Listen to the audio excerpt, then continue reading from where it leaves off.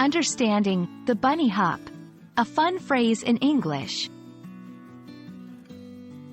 Hello, everyone. Today, we're going to dive into a playful and interesting phrase in English, the bunny hop. This phrase is not just fun to say, but it also has a charming background and usage that we'll explore together.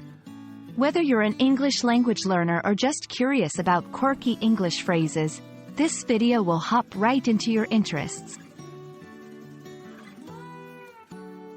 The bunny hop is a phrase that primarily refers to a particular kind of dance.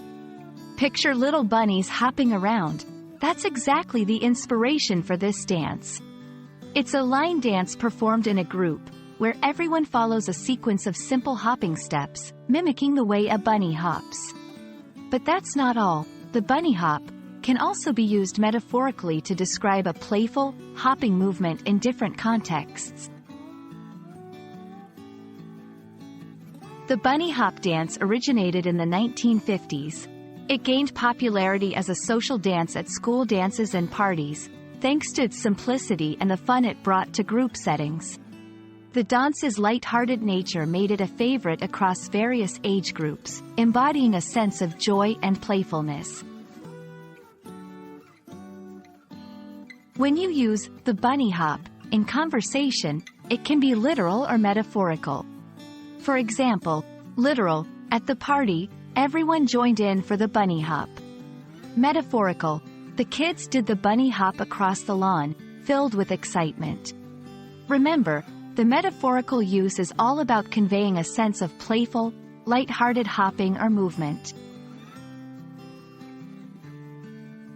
The bunny hop isn't just a dance, it's a part of Western pop culture. It appears in movies, TV shows, and is often associated with celebrations, especially around Easter due to the bunny connection. It represents a nostalgic, communal joy that transcends generations.